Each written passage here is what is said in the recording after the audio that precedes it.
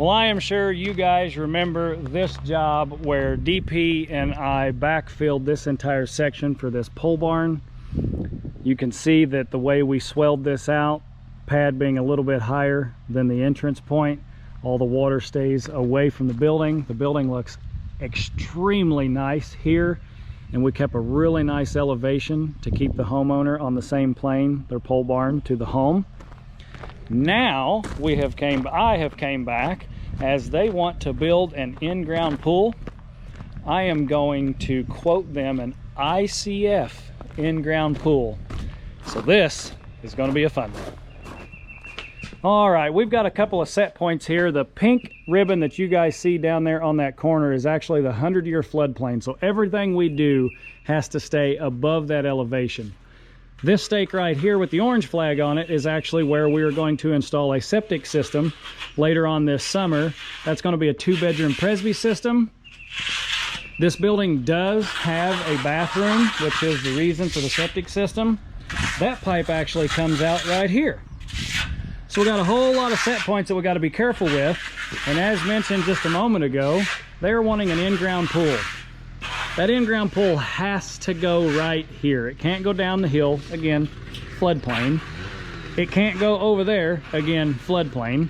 It can't go in the front of the building because, whoa, that's a really steep pitch and it's really hard to entertain people. But we have this really nice porch.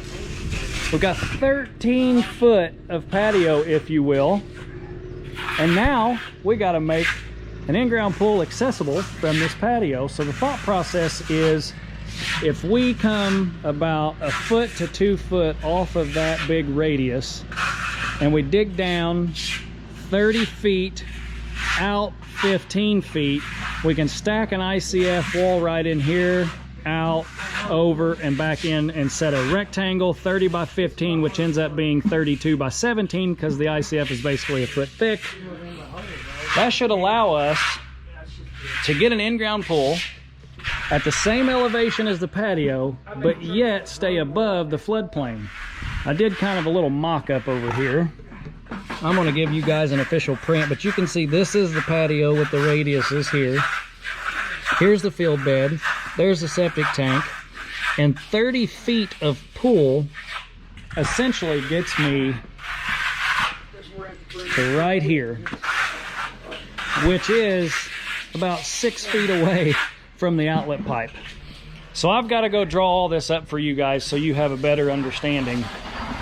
But the goal here is to get a minimum of 6 foot depth, an insulated pool so they can keep it open longer, and long term, if they decide to heat it, mitigate their heating cost by ensuring that the water, if you will, is insulated by the walls that surround the pool.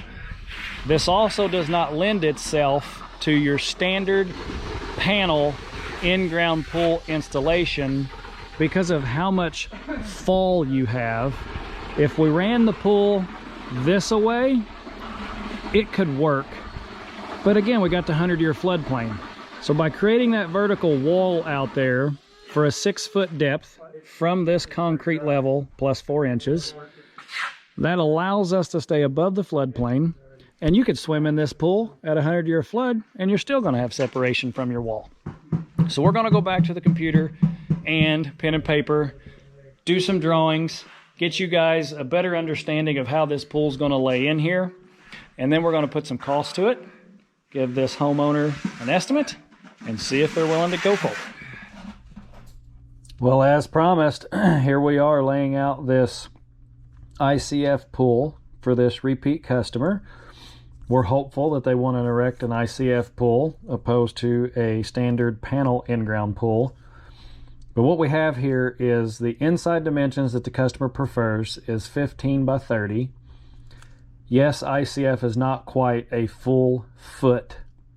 However, we're going to calculate the outside dimensions at 17 by 32 to ensure that by the time we erect the block and we get these corners squared off, that we end up with a 15 by 30 inside dimension.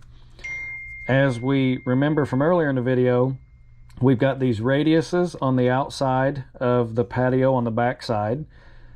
from the video, I also have 3 poles here so that we can ensure that we get this pool laid out as close to real life as possible. I stated that we were going to go 2 feet out, so I have started one corner here for the pool, and then over here we were roughly, I didn't take the exact dimension, but I did step it off. We were roughly 2 feet over from this pole. So we are going to have the other corner here. If we connect these 2 dots, this will allow us to have the starting point of the pool, which again is roughly 2 feet from this radius. And we are going to square this pool up with the left-hand side of this patio. So this radius will bump out a little bit past the actual end of the pool, but the customer is perfectly fine with that. So now we really don't have to use the grid to get this pool 1-to-1, for example. But I'm going to go 10 squares, which essentially gets me 10 squares on this side. Connect these 2. And then what we got to do is, we know that these are our outer extremities, and we're going to, again, for simple conversation on this video, we're going to say that these ICF walls end up being 1 foot thick. It's actually like 11 3/16, but we're going to call it 1 foot because I'm not going to do math based off of 11 3/16 when I can do math like everybody does on the metric standard. 1 + 1 is 2, right? So this will be our 1 foot thick ICF wall. As mentioned earlier, the outside dimensions are going to be 17. We gotta get our dimensional lines here. It's going to be 32 feet this way. Maybe I put a little bit too much detail in these hand sketches for what they are going to be used for. However, this will give the customer a really good understanding of what they're going to get. I think I want to put the 17 foot on this side, and I'll explain that here in a second as well. It's going to be 17 feet. Yes, everybody, AutoCAD would be really nice. I know that's been in the comments a lot, but AutoCAD is very expensive, and for no more than I use it, I don't know if AutoCAD, sorry, I thought the video was messed up there. I don't know if AutoCAD, jeez, I don't know if AutoCAD and its cost is truly beneficial for the cause. So now we want to give this customer the good understanding of their inside dimensions. And since this is an ICF pool, there is going to need to be a custom liner, which is fine. They are essentially very similar in cost to a standard liner that comes with a kit. They'll come out, they'll laser check the dimensions, or they'll build the liner to the dimensions that I provide to them. And since this customer is not needing or wanting any crazy shapes, radiuses, they're perfectly fine with square corners. I believe this is going to be a pretty simple liner to have someone build. But again, we have not done any ICF pools. We feel confident that this is going to provide the customer with a long-term solution.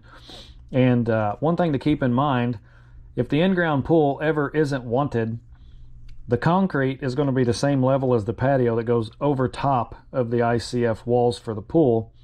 So essentially, if you didn't want a pool, you could frame in this opening, pour concrete over top of all of it, and have a storm shelter or a root cellar or a safe, really decent sized safe room, if you will.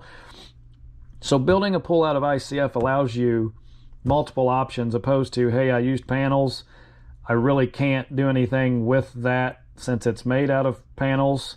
So now I just got to fill it in, and basically I threw my money away.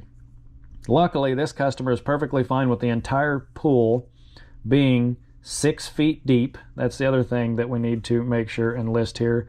That's going to be 6 foot of depth, but that depth is essentially 4 inches more because concrete will cap all of this. If you guys remember from the video, we've got a floodplain that's all in this area down through here. That floodplain stake is roughly over here in this corner. Right here off the edge of the pool is a set point that we have, and this is going to be a septic system. You guys saw the flags in the video. I pointed out the orange flag and the pink flag over here in this corner. And then right here off of the edge of the pool, we had 6 feet in which there will be a septic tank installed long term that will feed this septic system. So with all of these set points, a septic system, a septic tank, a 100-year floodplain, this pool has to be positioned in this corner. And normally, most in-ground pools have concrete all the way around them. But we've got a steep elevational change over here. So this entire wall will actually stick out of the ground, basically 6 feet. It'll end up being 5 feet because we'll put a little bit of dirt over the footer foundation and ensure that all of that is covered. And then they can finish this ICF with anything. They can put barn metal on it. They can put vinyl siding on it. They can put fake rock on it. And since the foundation is, in essence, on top of the ground, even though we're going to backfill this side to ensure that it gets below frost point, they'll be able to use that footer as a brick ledge if they want to use real stone. So we won't need any brick ledge on this ICF with the way this is being built. And again, I know a lot of people ask questions, well, what about this and how about that cost and these options when I do these videos, but every option is dependent on the specific job that we're performing at that time. And since all of this will be dug out and basically a horseshoe shape will be partially underground, the last wall will be above ground. We will backfill that back section to get the footer below frost line so it doesn't freeze and thaw. Now, a lot of you may ask the question, well, how are you going to get in this pool if it's 6 feet deep and it's a rectangle? Well, an idea that me and the customer talked about was right off of this corner, basically utilizing ICF. That'd be 1, 2, 3, 4, and I need one more. And we're going to create, utilizing ICF block on each of these lines, we're going to create a step that is at a 45-degree angle that is 1 foot out and 1 foot down. So essentially it's a 12-inch wide step and a 12-inch wide rise so that you can come out of the pool in this corner or you can enter the pool in this corner. We will also cap this wall with concrete, this wall with concrete, create a small overhang to the outside of that ICF wall. So if you can visualize 1 foot plus a couple of inches of concrete over top of this ledge, and then all of this in this area, this is where we're going to straight line this, all of that, and then off of this corner over here, we're going to connect a pad that allows an entry point. We're going to come out right off the edge of the septic tank to the same point as the corner of the pool, and then we're going to put a 45-degree angle that gets you an access point to this pool, because again, all this is a slope.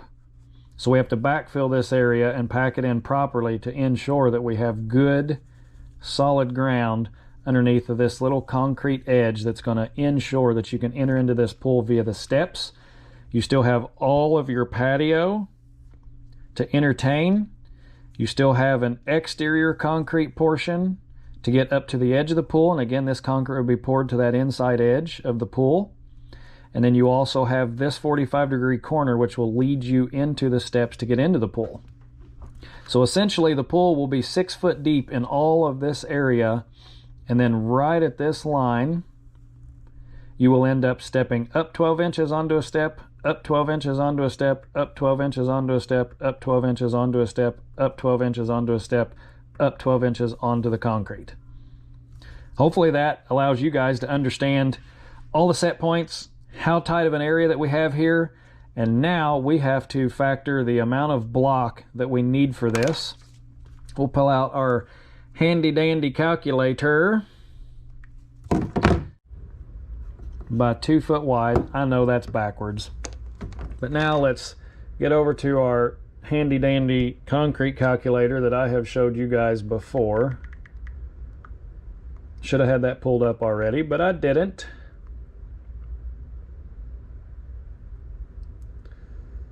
Oh, my phone's being funny.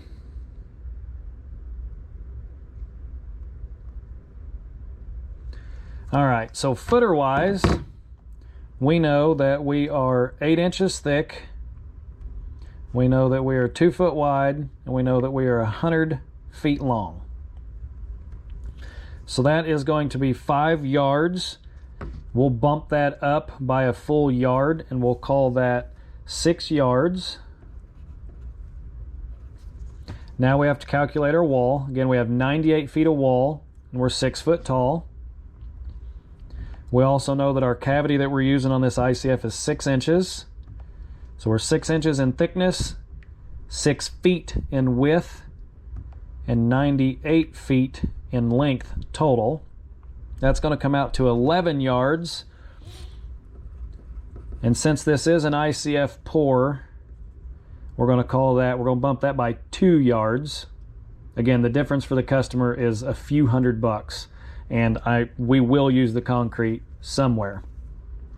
So that's going to be 13 yards for the wall. And now we have to calculate our flat concrete. I know this is going to be 1 foot 2 inches, 1 foot 2 inches. And then this over here gets a little bit more interesting. So let's factor our 17 and 32 on our 1 foot 2 inch width.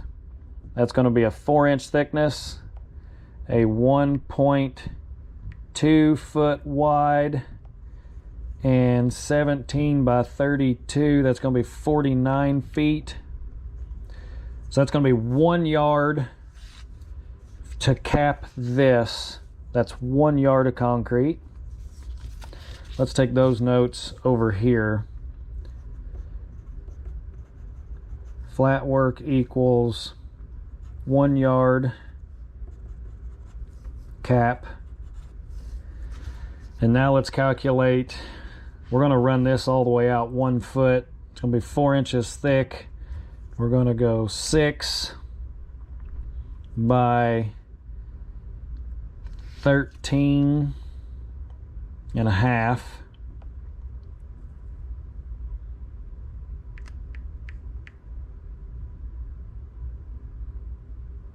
Oh, my width is 6. Type that in wrong.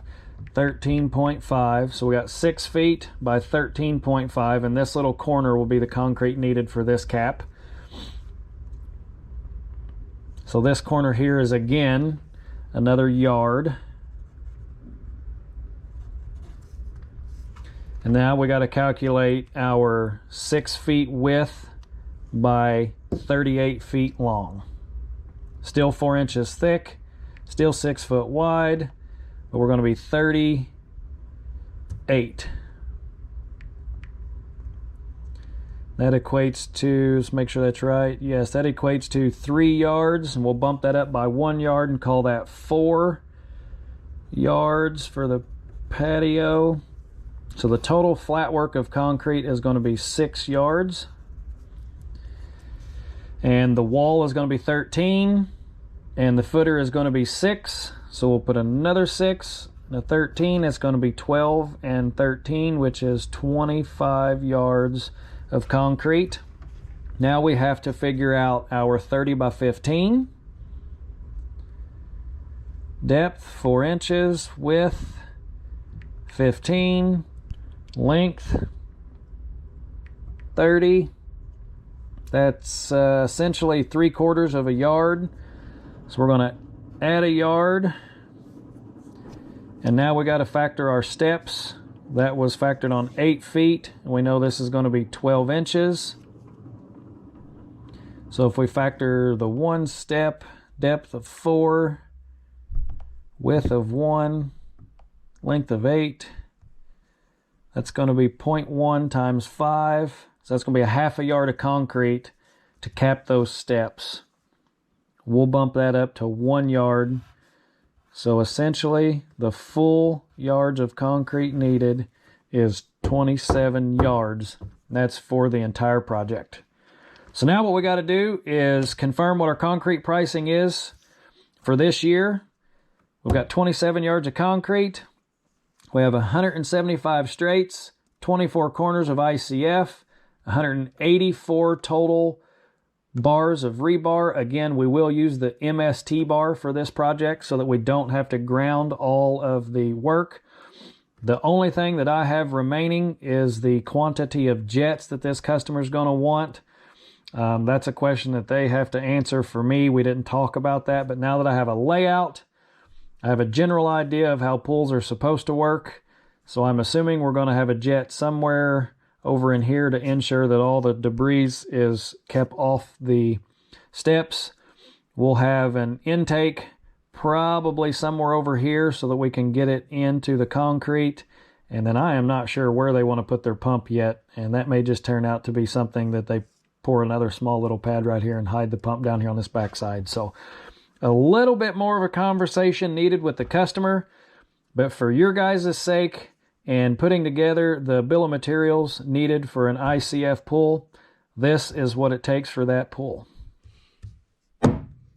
All right, so you guys have seen how I laid that pool out, and I wanted to speak a little bit about why I believe ICF for an in-ground pool in our area makes a lot of sense.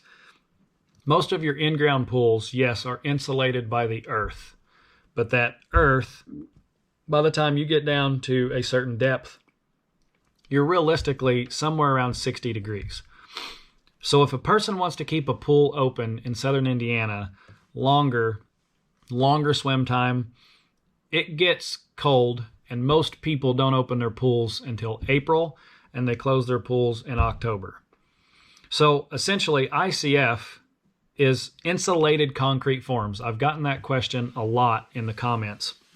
And if you go look that up, an insulated concrete form is essentially 3 inches of styrofoam, 3 inches of styrofoam. That's the outside, this is the inside. And then you have a core of concrete in the middle that can vary from 6 to 8 to 10 to 12 inches. And basically that block just keeps getting further apart, but your styrofoam on the outside stays the same. You do have options to buy more styrofoam if you want more insulation.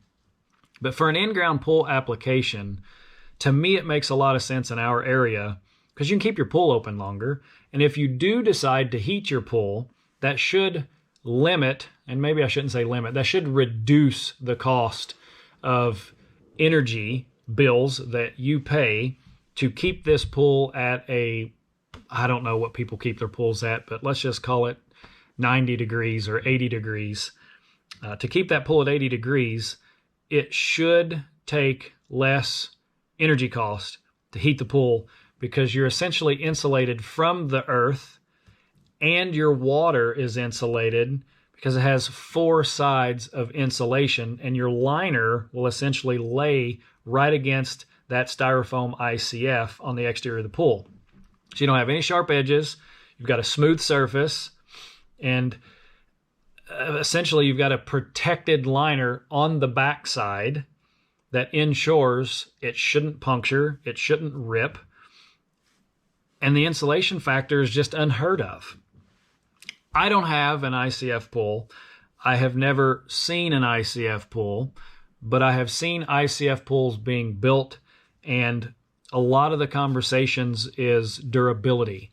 This structure will be there for a lifetime. All you have to do is replace the liner if you get a hole in the liner. And honestly, the water probably still wouldn't escape the pool because ICF and concrete will retain water and keep it from just spraying out if you got a hole in your liner with a plastic sided pool. So to me, I think ICF's the way to go.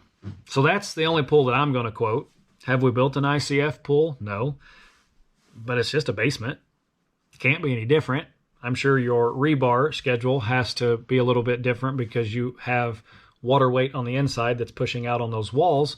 But other than maybe a little bit more rebar or more vertical rebar, or the rebar on the tension side being opposite of a basement, because now you don't have dirt pushing your walls in, you have water pushing your walls out. Specifically on this pool, one wall that has the water putting the pressure to the outside of the wall.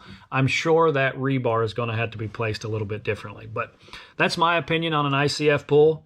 Hopefully this customer likes the price and we can get this job, and then you guys will get to see a video of an ICF pool actually being erected. So let's all cross our fingers on that. But that is the bill of materials for an ICF pool and how I have talked to this customer about what my thoughts would be on a layout, and their hopes and dreams were really close to what I believe will work on an ICF pool, and they are tickled to death that there is the potential that they could have an insulated pool in Indiana that could keep it open longer.